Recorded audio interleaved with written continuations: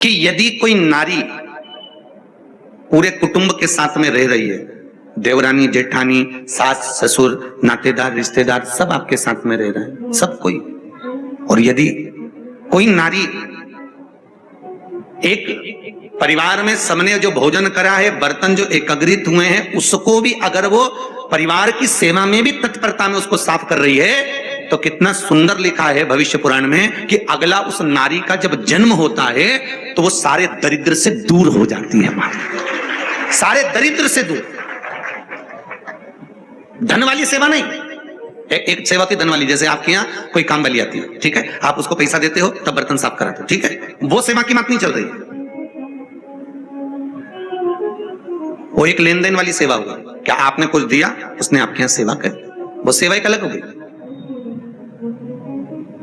जब घर में सास भी है, बहुएं भी हैं, देवरानी जेठानी सब है, और उसमें जो आप सेवा करें महाराज, उसका भी पुण्य हमारे यहाँ भविष्य पुराण में लिखा है कि उसका भी फल है। 84 लाख योनियां मनुष्य को काटना है। कितनी योनियां? 84 लाख। गरुड़ पुराण में स्पष्ट किया गया चौथे अंश में कि 84 लाख योनियों में से 20 लाख योनि तो ये वृक्षों की होती है। काय की योनि है? ये पेड़, ये वृक्ष। 20 लाख योनि पेड़ों की, ये वृक्ष। ये तुम जो मनुष्य देह में अपन सब बैठे हैं, तो ये मत सोचना कि तुम्हारी योनि नहीं थी, पहले तुम भी पेड़ बन के पैदा हुए। 84 लाख योनि में 20 लाख योनि वृक्ष की है। कांटेदार पौधे बने, आम का पेड़ बने, लोगों ने पत्तियां तोड़ी तो रोए, बिलखे, फल लगे, पत्थर मारे लोगों ने, और पत्थर मार मार के झड़ाया। वो वृक्ष की योनि में, पानी में, बरसात में, धूप में खड़े रहे, बिलखते रहे, नैनों से आंसू बहते रहे, जड़ की तरह स्थिर होकर खड़े हुए हैं। पौधा बन गए, फूल लग गए, फूलों को रोज कोई ना कोई नोच के ले गया। कितना कष्ट हुआ है, कितना दर्द हुआ है। 84 लाख योनियों में से 20 लाख योनि वृक्ष और पौधे की है।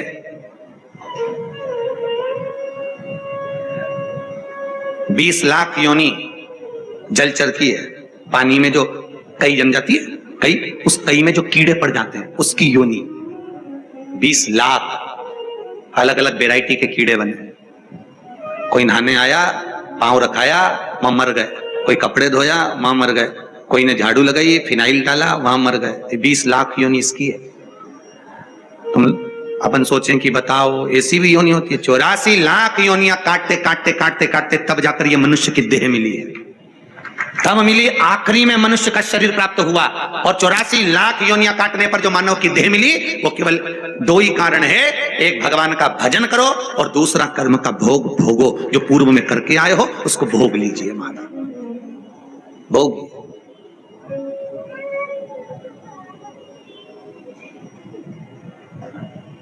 कितने लड़के देखे तुम्हारे लिए? अरे बोलो तो जरा जम के, कितने देखे, पर तुम्हारी किस्मत में यही भेरू लिखा था? अरे बोलो तो सही।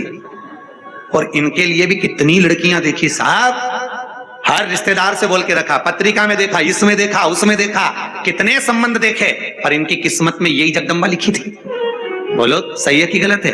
कितने देखे, करोड़ों लोग इस पृथ्वी पर रहते हैं, हजारों रिश्तेदार हैं, ना जाने कितने इस बसई में, तुम्हारे गांव में, नगर में ना जाने कितने होंगे, पर तुम्हारी किस्मत में हजारों करोड़ों को छोड़कर यही क्यों लिखा था? और तुम्हारी किस्मत में करोड़ों लोगों को छोड़कर यही जगदम्बा क्यों लिखी थी? कारण? अरे बोलो तो, जन्म जन्म का साथ है हमारा तुम्हारा। एक जन्म में बदला पूरा नहीं होगा तो लेंगे जन्म दोबारा।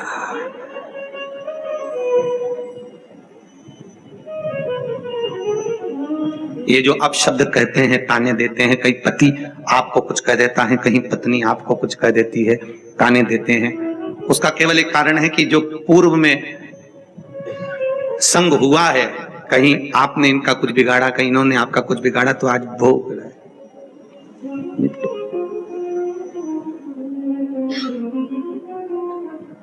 महाराज जब भी बोलती है, सब बोलती है कि मेरे दिल को कचोट जाता है। मन तो इतना करता है कि मैं मर जाऊं। मैंने कहा भैया मर जाएगा दूसरी बार फिर पैदा होके ऐसी खाएगा, इससे अच्छा भोग ले, भोग ले। कई माताएं कहती है इतना आड़ा टेढ़ा बोलते, गुरुजी मेरा तो मन करे मेरे को रहना ही नहीं इनके साथ। मैंने कहा जी रहना तो पड़ेगा, भले तू मर भी जाएगी अगला जन्म लेगी फिर भोगना पड़ेगा, यही भेरू मिलेगा, इसलिए अब की बार अच्छे से भोग ले। संबंध है, क्यों? मनुष्य का शरीर मिला है, जीवन मिला है, मानव की देह मिली है, और ये शरीर ये देह भगवत भजन के लिए और भोगने के लिए मिली है। इसलिए फिर निवेदन करूंगा, मत बुरे कर्म कर बंदे वरना पछताएगा, भगवान की आंखों से तू बच नहीं, तू बच नहीं। एक दुकान पर सामान खरीदने जाओ तो लिखा होता है कैमरे की निगाह में आओ। भगवान कहते हैं मैंने जब तुझे मां के गर्भ में भेजा था उस दिन से लेकर तू मरेगा तब तक मेरी निगाह में रहेगा, तब तक तू मेरी निगाह में। कितना भजन कर रहा है, कितना स्मरण कर रहा है, कितना कीर्तन कर रहा है, कितनी श्वासें तूने भजन में लगाई है और कितनी श्वासें तूने भोग और विलास में लगाई है, ये उसको ज्ञात है।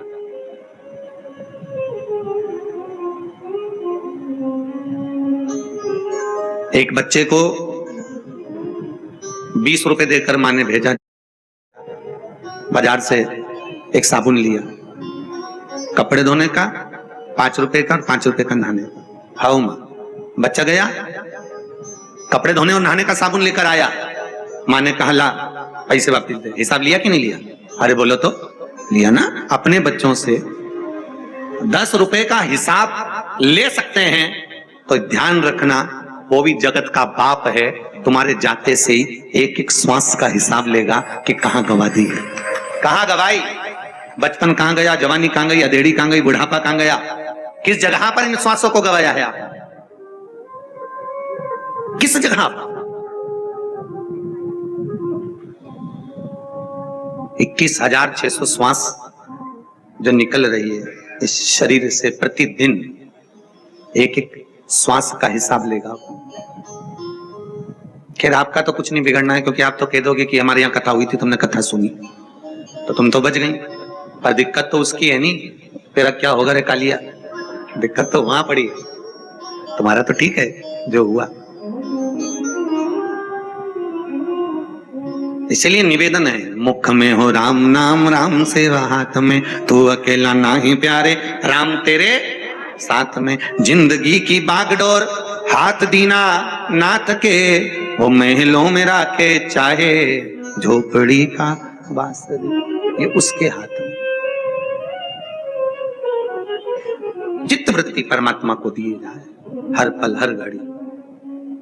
महाराज भगवान से मांगना तो भक्ति मांगना, माया के चक्कर में मत पड़ना, क्योंकि भगवान अगर भक्ति दे देगा तो माया पति जब हमारे पीछे चलेगा तो माया भी उनके पीछे चलेगी।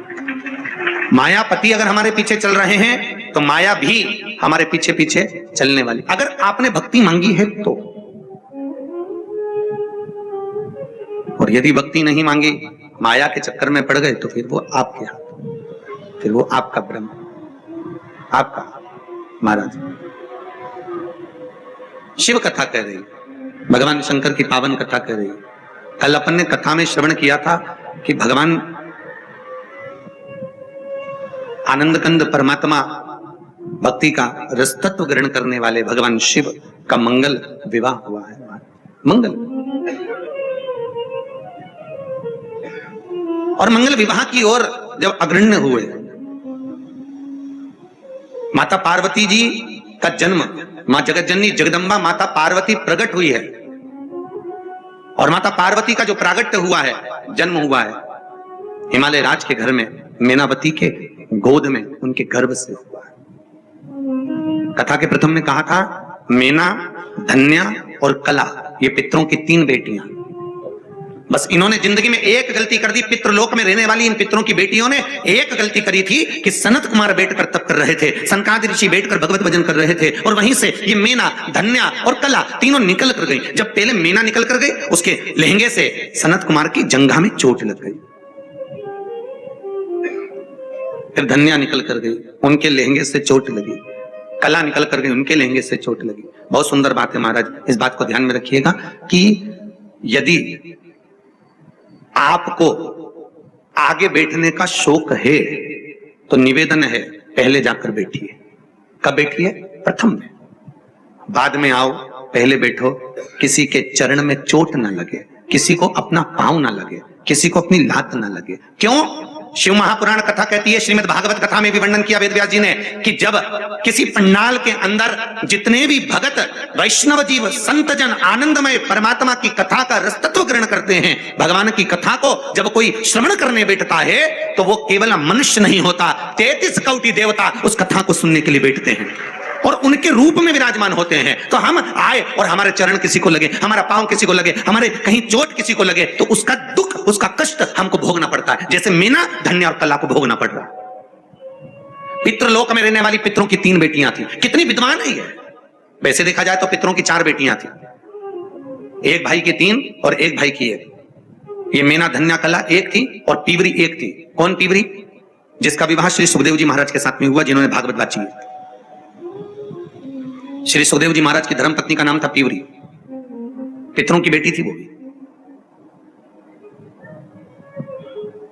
तो मीना निकल कर गई, फिर धन्या निकल कर गई, फिर कला निकल कर गई। उनके चरण की चोट, उनके चरण का प्रहार, उनके लहंगे का, वस्त्र का चोट सनत कुमार की जंघा पर लग गया। इतने में एक चोट तो सहन कर ले व्यक्ति, अगर कोई का एक का पांव लगे तो चल जाए, पर जो निकले ने पांव मारता मारता जाए तो अच्छा लगे क्या? तो श्रेष्ठ कहां? हमारे यहां कितना सुंदर कहा गया, भीष्म गीता में स्पष्ट कहा गया कि 4 तरह का भोजन बेकार होता है। भीष्म गीता में कहते हैं 4 तरह का भोजन बेकार होता है। पहले नंबर का भोजन, जिस भोजन की थाली को कोई लांग कर चले गया, फिर वही चोट लगने वाली बात है। जिस भोजन की थाली को कोई लांग कर चले गया, वो नाली में पड़े हुए कीचड़ के बराबर होता है। दूसरे नंबर का भोजन, जिस भोजन की थाली में ठोकर लग गई, वो भ्रष्टा के बराबर होता है, गंदगी के बराबर। तीसरे नंबर का भोजन, जिस भोजन की थाली में बाल पड़ा हो, वो दरिद्रता प्रदान करता है महाराज। और चौथे नंबर का भोजन, पति और पत्नी अगर एक ही थाली में भोजन कर रहे हैं तो वो मदिरा के तुल्य होता है महाराज। वो मदिरा के तुल्य है अगर पति और पत्नी एक ही थाली में भोजन कर रहे हैं। खैर, आप लोग तो चतुर वसई वालों, आप लोग तो नहीं करते होगे, पर वो तो शास्त्र में लिखा है, इसलिए हम बता रहे हैं। ठीक है, आप सब तो विद्वान हो, आपसे तो ये गलती नहीं होती होगी, फिर भी अगर कोई गलती कर रहे तो उसको सुलझाएं। कितना सुंदर लिखा है, अगर पति और पत्नी एक ही थाली में भोजन करें तो वो मदिरा के तुल्य होता है। और भीष्म गीता में कहा गया, पति के जीवने के बाद पत्नी अगर उसी थाली में जीम रही है तो चारों तीर्थों के प्रसाद से बड़ा महाप्रसाद होता है। और भी सुन लो, भीष्म गीता एक और शब्द कहती है, अगर बेटी कुंवारी है, बेटी का विवाह नहीं हुआ, बेटी अगर कुंवारी है और अपने पिता के साथ में बैठकर यदि वो भोजन करती है तो उस बाप की कभी अकाल मौत नहीं होती, क्योंकि बेटी काल का हरण करती है। गौ माता, बेटी और ब्राह्मण, ये 3 काल का हरण करने वाले होते हैं। कौन कौन? जम के बोलिए जरा। गौ माता, बेटी और ब्राह्मण, ये काल का हरण करने वाले। इनको देने से कभी नहीं घबराते। बहन बेटी आए तो उसको तुरंत कुछ ना कुछ दे दो, उसको देने से घबराना नहीं। बहन बेटियों को देने से कभी नहीं घबराना चाहिए, उससे घटता नहीं है, बढ़ता। पर करे क्या, जब जब बहन बेटी आती है ना तो भाभियों का मुंह भगोना हो जाता है। 4 दिन के लिए बहन बेटी आई, उतनी देर में तो भाभी का मुंह भगोना। कब जाएगी? और तो और बच्चों पे चौकीदारी बढ़ जाती है। बच्चों से कहते जा दादी के कमरे में बैठ जा, तो बच्चे कहते मम्मी तू तो बोलती थी हमेशा पढ़ने बैठ जा, पढ़ने बैठ जा, अब तो तू कहती कि दादी के कमरे में बैठ जा। तो मम्मी बोलती जब तक बुआ यहाँ रहे तो दादी के कमरे में रहे। तो मम्मी दादी के कमरे में क्यों? दादी को देखते रहे, बुआ को क्या दे रही है, देखते। अब बच्चा दादी के कमरे में जाकर बैठ गया। अब दादी के कमरे में बैठा तो दादी ने भी उसको कहा जा पढ़ने बैठ, कि नहीं बैठूंगा। अरे पढ़ने क्यों नहीं बैठता? नहीं बैठूंगा। बुलाऊं तेरी मम्मी को? बुला लो, उन्हीं ने कहा जब तक बुआ रहे जब तक नहीं रहे।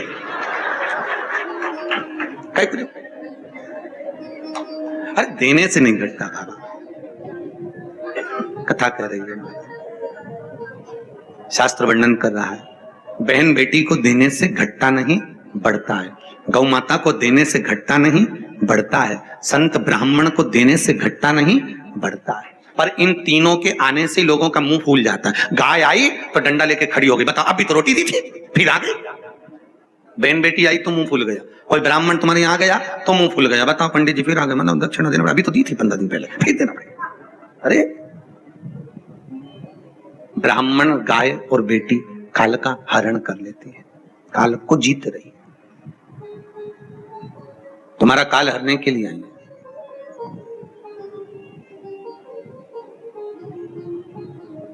तो निवेदन है, अगर बेटी पिता के साथ में भोजन कर रही है तो उस बाप की अकाल मौत नहीं होती, महाराज काल को हरती है। और माताओं से निवेदन है, आपका नियम है कि आप अपने पति के साथ ही भोजन करती हो, तो हम आपका नियम नहीं तोड़ेंगे, क्योंकि आप शादी से नियम लेके बैठी थी। पहली बार जब उसने टेबल पे तुमको गुलाब जामुन खवाई, तुमने उसको खवाई, उसी दिन से भ्रष्ट बाड़ा जो चालू हुआ था। तो हमारा तो केवल इतना सा निवेदन है, कथा के माध्यम से अगर थोड़ा सा सुधरना है तो सुधर जाओ, नहीं सुधरो तो सिधर जाओ, सुधरो, थोड़ा सा सुधरो। तुम्हारा एक साथ भोजन करने का नियम है, खूब प्रेम से करो, पर निवेदन इतना सा है, थाली 2 लगाओ। कितनी लगाओ? 2, एक आपकी एक उनकी, दोनों बैठ के पाओ, पर एक थाली में दोनों मत पाओ। एक थाली में दोनों नहीं, वो मदिरा के तुल्य होता है। हमने कहा जगदम्बा, शास्त्र उठाकर पढ़ ले, भीष्म गीता में लिखा हुआ है, पति पत्नी जब एक थाली में भोजन करते हैं तो उनमें प्रेम नहीं बढ़ता, पति के दिमाग में क्रोध बढ़ता है। भीष्म गीता में लिखा है। 4 दिन अगर पति पत्नी एक थाली में भोजन कर रहे हैं तो 5वें दिन या तो पत्नी का मुंह फूला दिखेगा या पति का मुंह फूला दिखेगा। हर 8 दिन के अंदर 2 दिन फूली भाई और फूला भाई मिलेगा।